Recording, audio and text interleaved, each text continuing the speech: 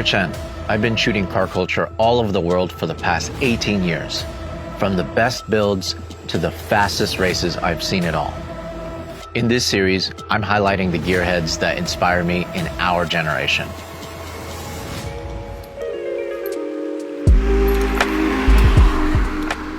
In today's episode, I'm hanging out in Japan with my good friend Dino Dalla Carbonari and Akira Nakai from RWB. I've known Dino for many years, and we've spent so much time following all things automotive culture all around the world. Dino was and still is one of the first journalists to capture trend-setting automotive movements in Japan for the Western audience to see. I first met Nakai-san well over 10 years ago when he invited me and Dino to compete in a 12-hour endurance race with RWB Porsches. Nakai has always been the outlaw in the Porsche community.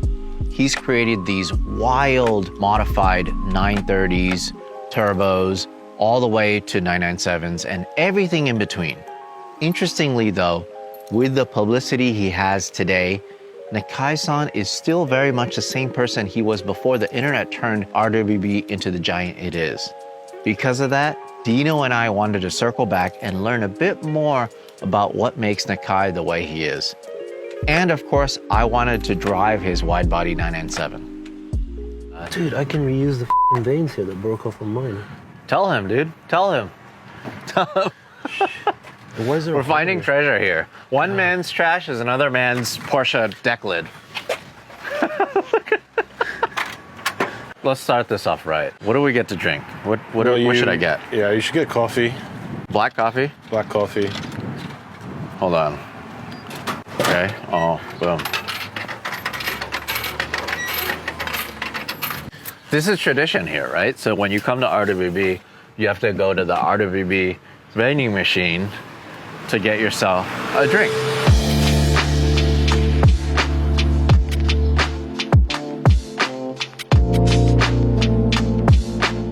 You know what this weather reminds me of? What's that? When we were here all those years ago. That's 10 years ago, man. A decade ago. That was kind of a life-changing moment for me to come to Japan, to race in an actual 12-hour endurance race with Nakai-san, with you, with all of these random people from all over the world. But if you recall, we not only raced in the 12-hour endurance race, we actually covered it. So Yeah. we were running out, grabbing our cameras. Yes, that was the first time that I shot an event and I drove the same event. Yeah. So if I recall correctly, I did 4 stints. My longest stint was 45 minutes going from sunset to night. And you were driving 964, right? I was driving 964, yeah. And you were driving a pink 993. That's right, yeah. I've done it a few times since, but the magic of that first time, I don't think will ever be matched. Yeah. Because it was there's so much impact. There's so many things happening at the same time. People like Nakai-san hasn't really been able to influence the rest of the world before the internet, right? Before social media.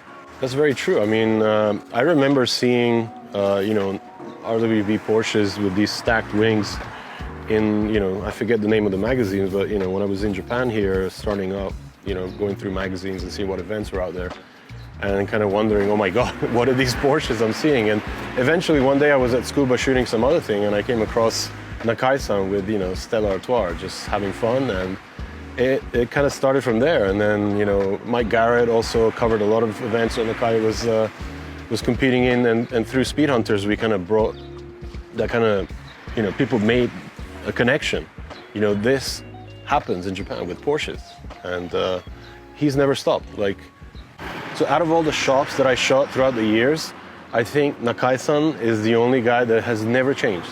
He's never gone off on a tangent or changed the way he does things. He just does it because he likes it, and he just does it to the people that appreciate these things, because there's a lot of people that don't like it. And this what we will be here to see is the only shift, him going to the water-cooled side of things. And we have 3 great examples back here. He's kind of evolving his business, evolving what he modifies to cater maybe to a different crowd. I think what Nakai-san has achieved is that he's fused Japan and, import cars, in this case Porsches, and created his own style off of what, motorsport teams are doing with Porsches back in the day with the over fenders. So let's talk about these cars that we have out here. This location is so iconic, and honestly, one of my most favorite and most famous photos that I've shot was in 2012 when we came for the Twin Ring Motegi 12-hour race. I was right over there across the street with a 35mm lens, and I think it was the first generation 1DX camera. And I just snapped this photo. It just happened to be, for whatever reason, the perfect weather. The cars were laid out perfectly. I think Nakai-san was still asleep, and we're just kind of waiting for him to open up this wonderful place with all this amazing texture and color. And well, today we're gonna take some photos of his newest creation, the 997. This thing is just so beautiful. I love the wheels on it. I think we should catch up with Nakai-san a little bit to see what he's been up to since he hasn't been traveling since the shutdown. I'm kind of curious to see what he's been working on, what his quarantine project has been.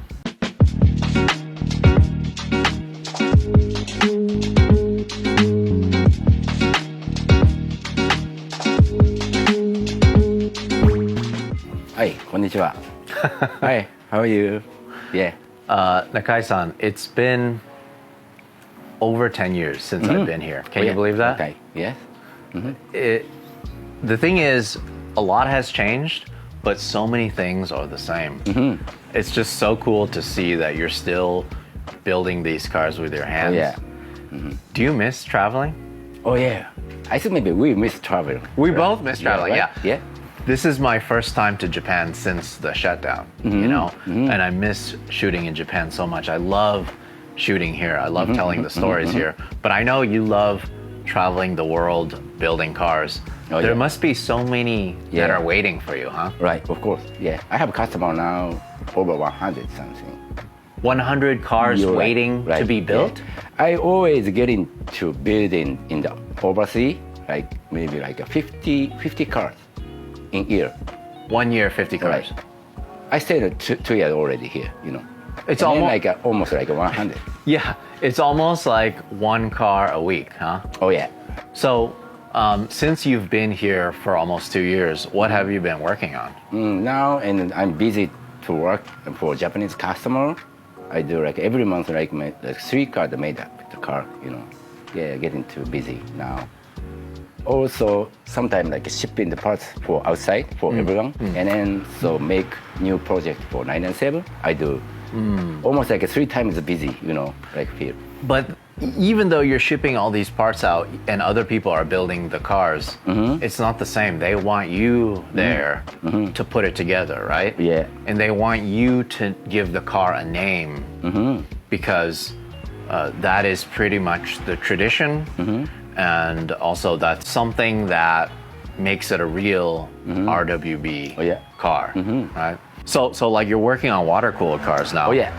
Tell me about this. This is mine car. This is your personal car. Yeah. And this is what you're using to develop this kit. So I need to like make something like for like duct for like a specialty like for turbo, right? Something different to like another car. Yeah. It's- So I bought. It's so wide. Yeah. It's just so crazy. So how much time do you think you have left to develop something like this? I guess like maybe take half a year more. And then the front is already done. Is this like your other 997 kit outside? Almost same for fender, yes. But I need to make something like change like for face, because turbo, right? Yeah. There's so many kits. All of these are Yeah. getting ready to ship out, or what, Yeah, I what's need going a with it? backup. And this is how the kit shows yeah. up, huh?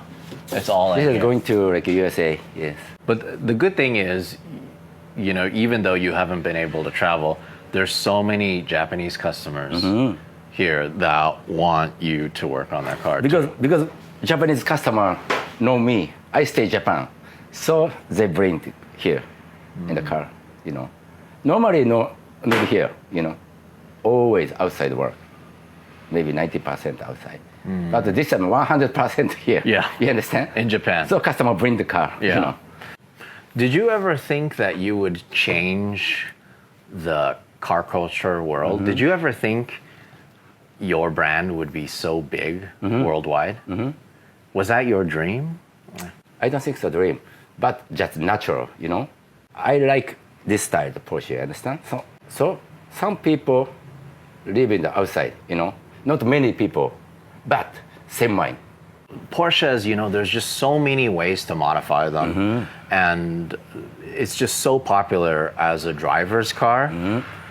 But I guess what I'm trying to say is you've changed it. Yeah. You know, because now you have these cars, maybe at one point they were just ordinary cars, pedestrian cars, Yeah. but when you cut it up and when you put your fenders on and when you put the wing, everything, it becomes something greater. You know, it becomes special. Did you ever think you could change the Porsche world like that? Just keep going, you know, for my Yeah. style, you understand? Yeah. Because So I you don't- just like working hard. Oh yeah, but I don't mind because all the car for me, and that feel like for me. You understand? I see. You do Right. it for yourself. Yes. Actually, the customer's car, but always I do when I working when I building, then feel like you know like my car and just make it. Right. You love the cars. Yeah. What really surprised me when I first came here was when I actually watched you do the cut, when I watched you modify it, and when I watched you drill the holes, and also when I watched you make this line just with your hands. Oh yeah. It is just so crazy to me that you just can just do it super quick. It's just like second nature. Because I have experience with that, you know. How many cars have you cut, you think? Oh, I never count, you know, but 100, 200, 300, 400 something, 400 something like 500. I don't know, not sure. Never. That's a count. pretty big range. Yeah. It's just so many. Yeah. Thank you so much for your No time. problem. Yeah. Yeah, we'll enjoy taking your car out. Every time I get to drive a RWB, it's very special, you Yep. know? It just feels special. I can't wait to drive that one. Okay. If any of you guys want a real RWB that's named, that is built by Nakai-san, just wait. Because Yes. Japan will open soon and then he will be traveling もう少し all 待 over っ the てくだ world. さい。Yes. Please wait for building. Yeah. Hope to see you soon. Yeah.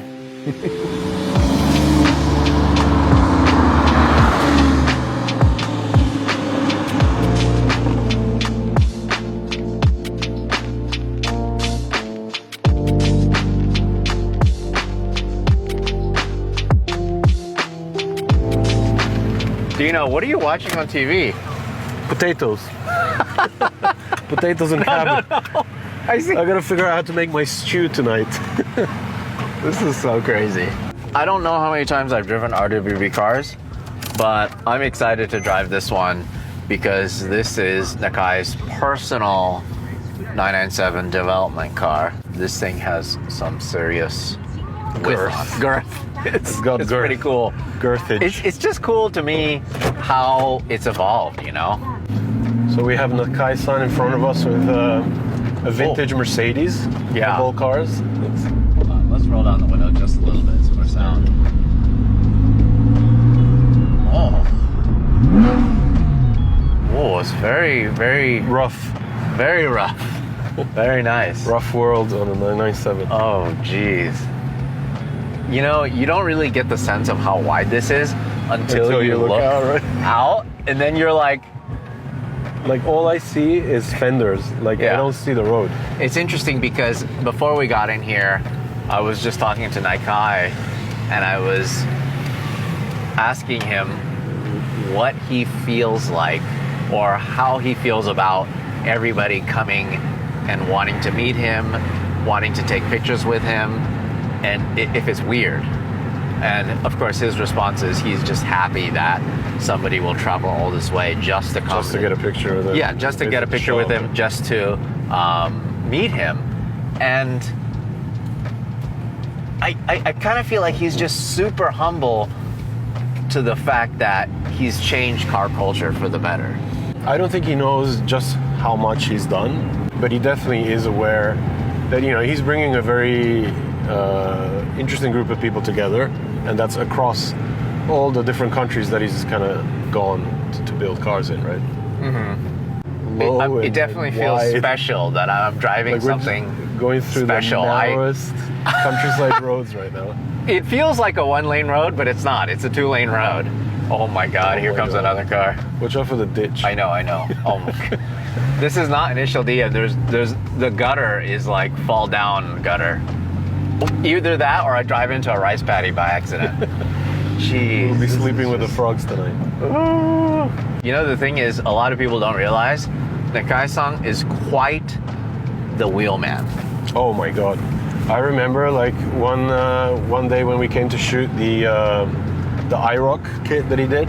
He was drifting it on this road. Like every corner was just. We were like, oh my God, what's going on? What's he doing? So when we came to do the race, he didn't drive the whole time until like the last lap. That's right. Right? That's like his thing is, you know, he invited everyone to enjoy his cars. He invited everyone to kind of have a real rough time, you know, a rough world time. A rough world time. And, but, you know, he wanted to cap it off. Oh my God. This is scary. It's painful. And there should be a little open up area in the middle.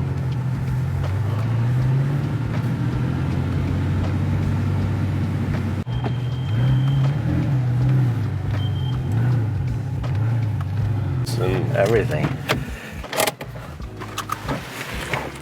There's a lot of noise at the shop, right?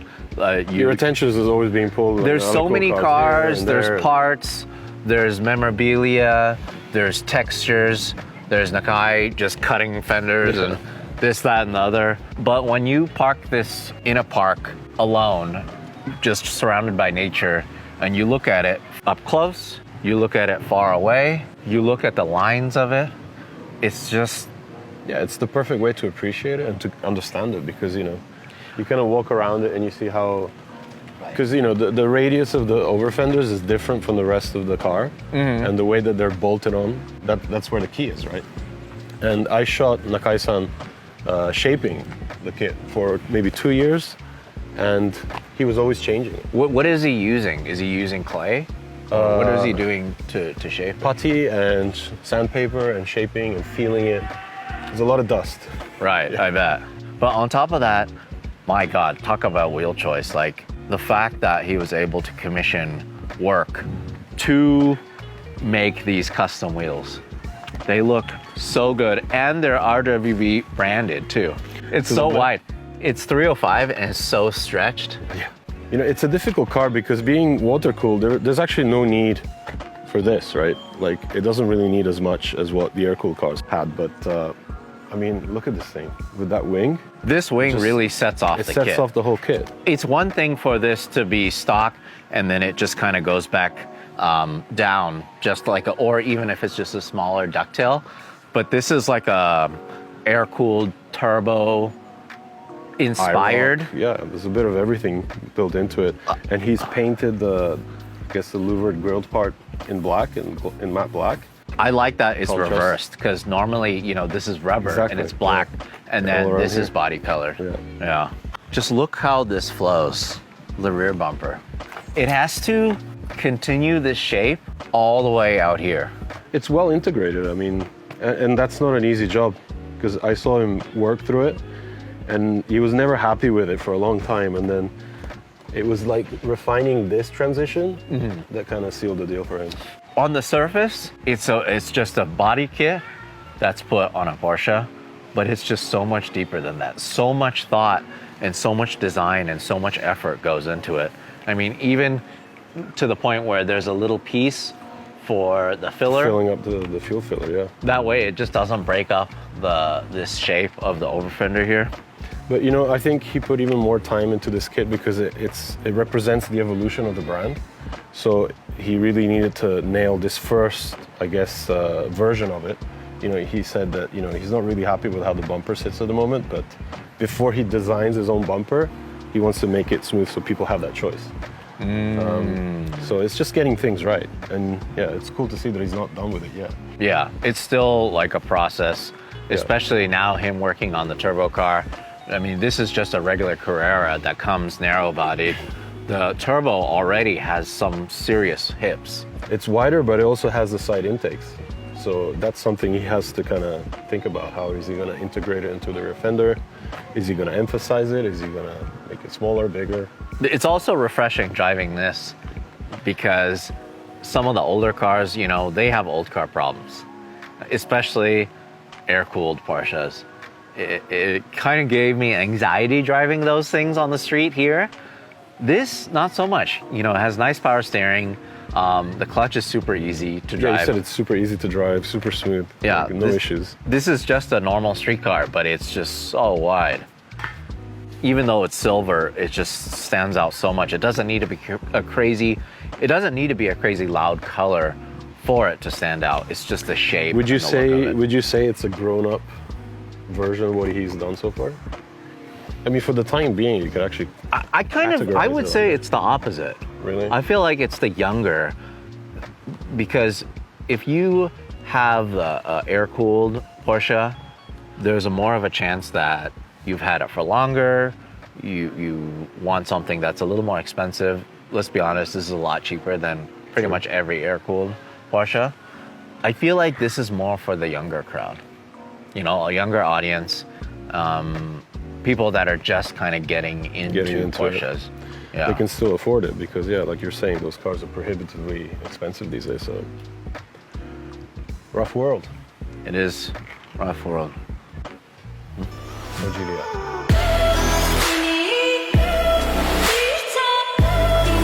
Thank you guys for watching my new Haggerty show. I really wanted to feature automotive trendsetters in our generation. Without Pennzoil, this series wouldn't be possible. They are enthusiasts like us, they believe in car culture, and they want to keep it alive. Pennzoil supports a lot of racing, drifting, and hill climb, and everything in between. They also support a lot of our friends. On top of that, we run Pennzoil in all of our project cars.